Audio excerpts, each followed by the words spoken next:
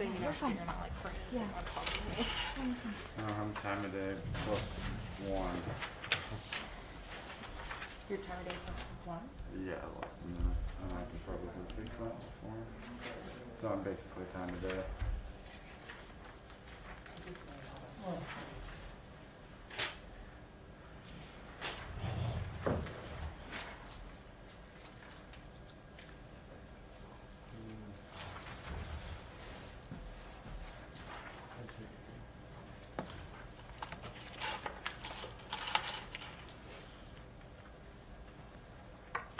Hey, and take this to Jack. Do you see me on Bobby, right? And it's not frozen. And you hear something. Sir, officer, could you talk for me? Could you stop? Just count Sure. 5. How's that? Sound good? 1, 2, 3, 4, Okay, 5, thank you. test. Yeah, we got it. Oh, Gabby, they. I'm calling editors. Okay. Did they say? Ryan says he sees the signal. Okay, good.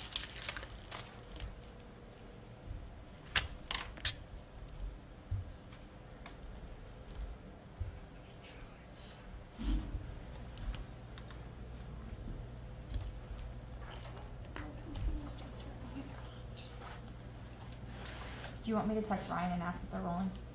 He told me to call the editors because I told him we were up, and he said call the editors, make sure they know. Okay. Hey, you see us?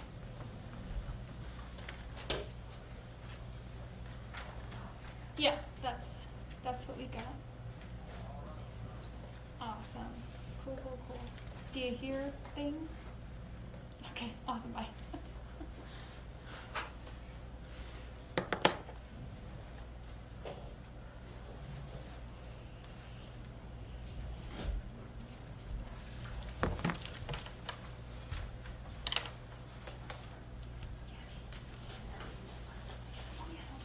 Do what you gotta do.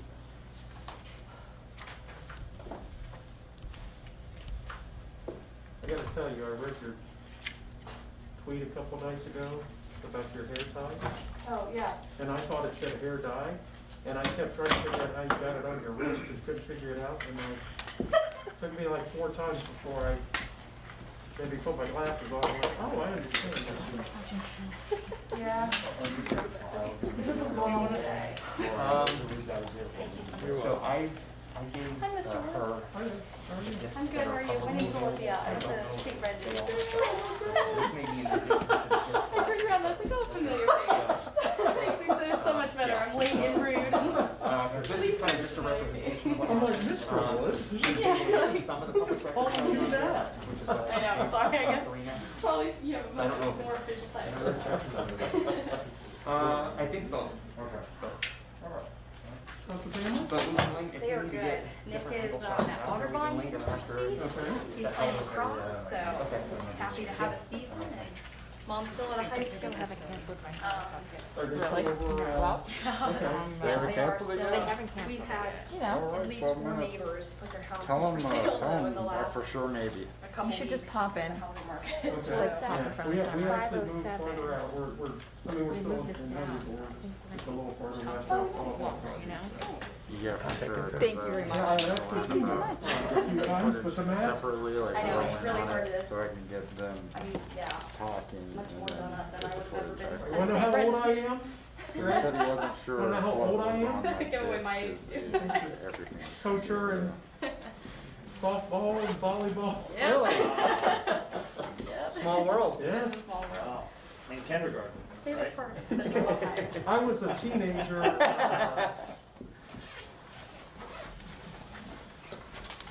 Went to school with my daughters all through,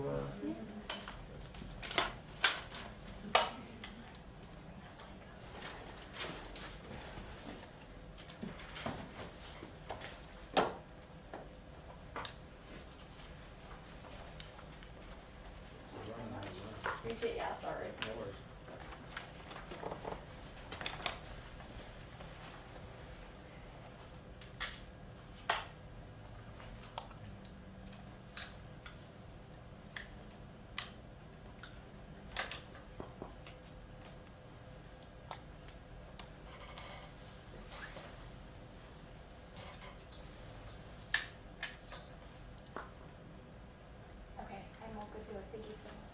else ready? All right, great. Thank you all for coming. Sorry for the delay. My name is Greg Bodker. I'm the Deputy Chief of the Patrol Operations Subdivision. With us today from the division, start with the most important person in the room, Chief Woods. Lieutenant Scott, a patrol lieutenant. Commander Dave Hughes, who's acting Deputy Chief this week of the Wellness Bureau. Commander Dennis Jeffrey, who is our Zone 4 Commander. Sergeant Diane Yandrich. Officer Paul Welch. I appreciate you all coming today. The purpose of this briefing is to take some time to set the facts straight about what occurred last night at the Columbus Division of Police Headquarters. I have provided a timeline with what happened on your press release. I will also go over that verbally. We are not here today to discuss the incident that happened at St. Anne's on the 12th. I am also not here today to discuss specific police tactics or numbers of police officers involved in police activities. We'll start with the protest timeline, and then I have two videos and a photograph. Obviously, the one photograph here is of the gentleman that was arrested last night. What officers saw as they descended the steps. At approximately 6:30 p.m. last night, the Columbus Division of Police was made aware of a planned peaceful vigil on the east side of Columbus. At that time, we had uniformed officers and other officers monitoring from a distance, not in the area specifically. At approximately 7:45 p.m. that vigil ended. Approximately 35 people staged in a parking lot near that location, and they began to march toward CPD headquarters. That march started at about 7:49, as you can see from your timeline. At about 8:05 p.m., protesters were at CPD headquarters. There were approximately 50 people. No one approached the building. No officers made contact with those individuals, and no officers were on the outside of the building, of the Columbus Police Building. At approximately 8:27 p.m., the crowd began to move. They moved to Long Street and High Street. They began to block traffic. Again, we monitored from a distance and took no enforcement action. At approximately 8:41 p.m., the crowd moved on to South High Street in front of a statue at approximately Broad and State. At that time, they began forcing traffic to go the wrong way. No uniformed officers were in the area. At approximately 9:03 p.m., the crowd returned to CPD headquarters. At 9:19 p.m., members of that crowd approached the front door of Columbus Police Headquarters, the door that's on the Marconi side of the building. And at approximately 9:23, they made entry into the building. We'll watch these videos for a moment. These have been shortened, and you've all been provided discs with videos, body-worn camera video that is public record. And we will start with a video from a sergeant that was at scene last night.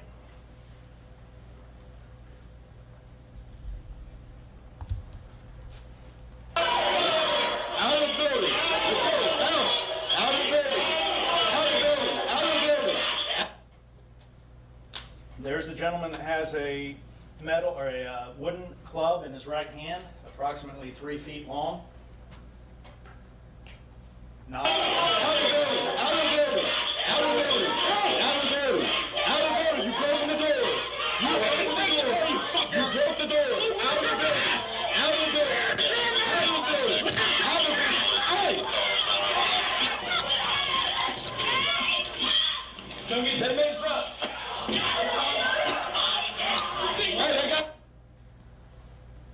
That was Sergeant Justin Coleman. That is his body-worn camera.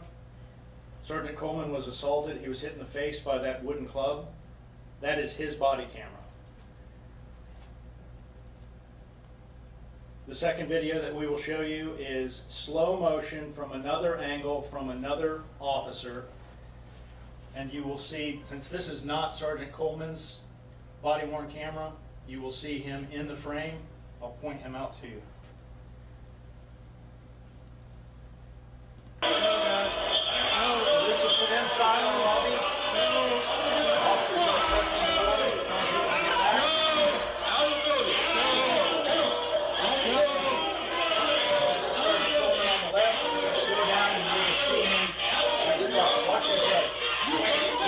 Coleman to your right. Out of the building! Out of the building!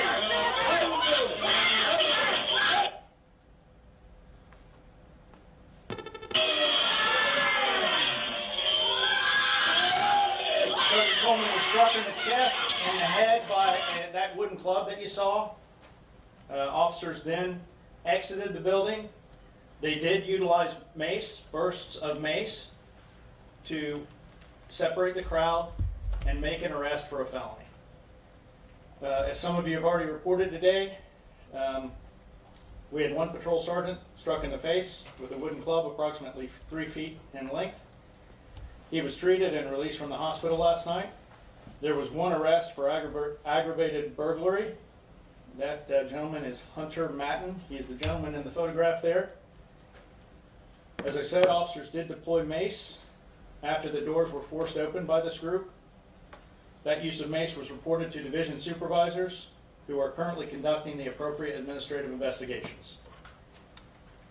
In addition to that, the Division of Police is conducting a criminal investigation into this entire matter. When additional persons are identified that took part in criminal conduct, we will consult with the prosecutors and the appropriate criminal charges will be filed. The lobby to CPD headquarters is not currently open to public access. There are phone numbers posted on the doors, as well as electronic links to phone numbers. Additionally, the website posts phone numbers, and you can always use our non-emergency number, 645-4545. Finally, we as a city cannot tolerate police officers with the Columbus Division of Police being assaulted by violent protesters. I'm happy to answer some questions if I may. Are you concerned from a security aspect for this building? Do you think locks need to go on those front doors? So there are locks on some of the doors. Okay. Remember, this building was built decades ago, and so things were different when the building was built. Initially, there were not locks on the doors. They have since been installed. They don't work great. Even when there are locks on the doors, we have security concerns with glass doors, yes. Any plans to do anything about that, or would you have to work with the city? Has there been any conversations about that yet, or? I think that would be a significant expense that we have discussed and we continue to discuss. When you talk about they're looking into protesters that were there last night that may have engaged in criminal conduct, what types of charges could they potentially face? And what are you asking people to do if they have information that might help you in identifying people? Well, we know that this gentleman was charged with aggravated burglary. That charge was levied after consultation with the county prosecutor. And so I think moving forward, once individuals have been identified, that consultation with city and county prosecutors will continue, and the appropriate charges may be filed at that time. Currently, our detectives in the burglary squad are handling these cases. And so if people have information, they can certainly reach out to, the easiest number is our non-emergency number, and they will be transferred to the burglary squad detectives.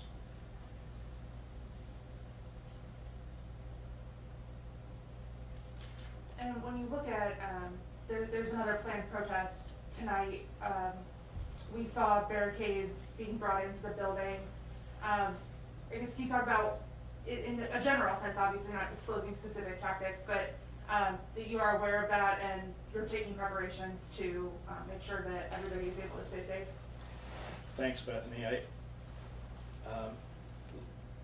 Let me be really blunt here that we're not the least bit concerned about peaceful protests. That is a constitutional right that we support. In fact, this group, for the large majority of the night, not only were peaceful, but even utilized sidewalks instead of the middle of the road. We completely support peaceful protests. It's when those protests turn violent. As a city, as a division of police, we cannot tolerate people being injured by violent protesters. And can you discuss a little bit the difference between mace and pepper spray? We hear a lot that, oh, they were pepper sprayed, or oh, they were maced. Can you kind of discuss what the difference between the two is, and when using one is appropriate versus the other? Well, I'm not going to get into specifics, but I can tell you they both,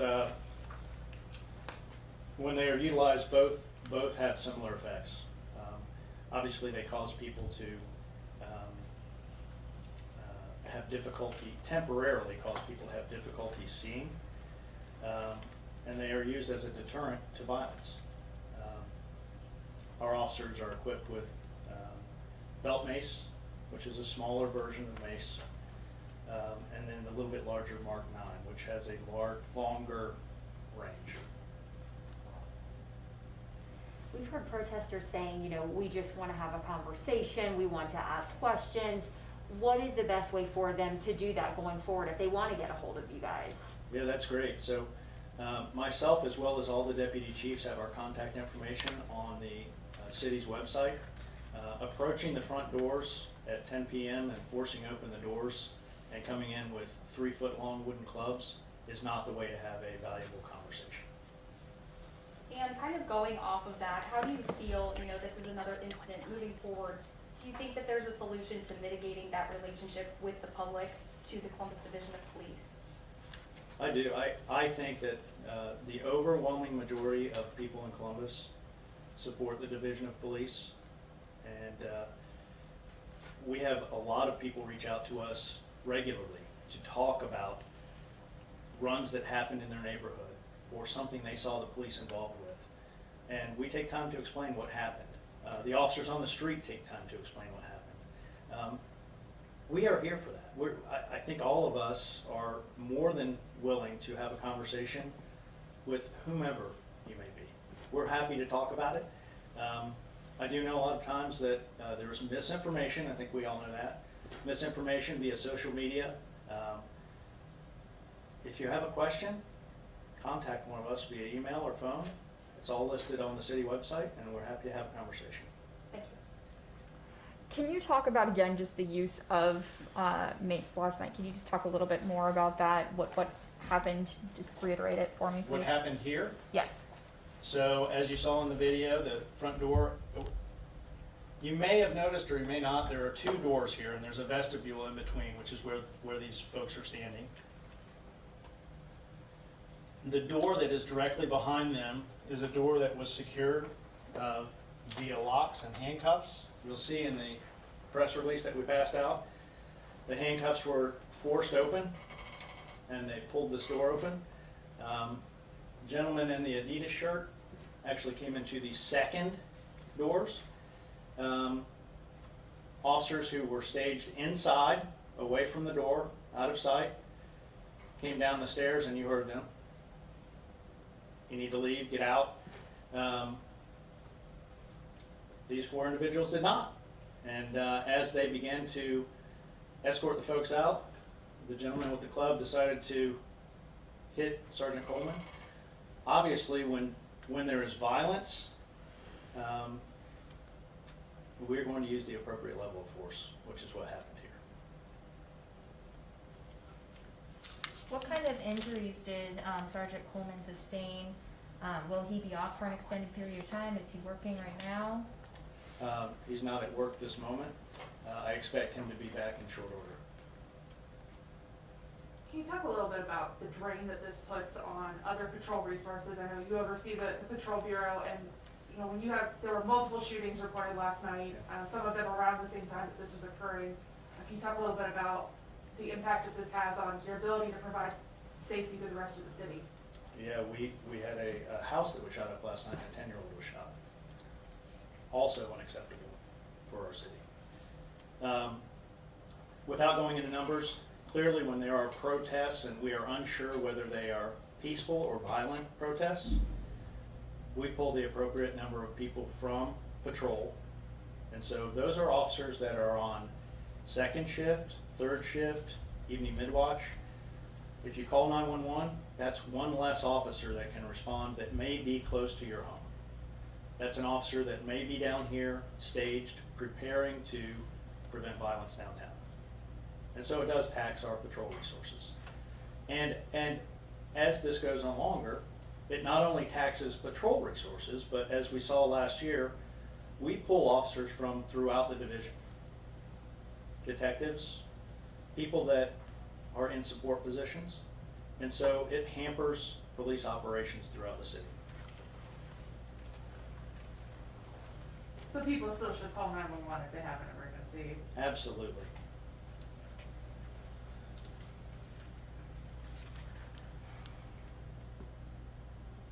Any other questions? You all have my email address. You're welcome to reach out anytime if you see something or you have a question about something. I'm happy to answer. Patrol commanders and lieutenants and sergeants are all happy to help out and answer questions. If you just need information about something, as you know, almost everything we do is public record. So we are here to talk. If you speak to a group in the community that has a problem with something the police has done or a perceived problem, you're welcome to pass out my information, and we are happy to go to them and have a dialogue with them. Thank you all. We really appreciate your time. Thank you. Thank you.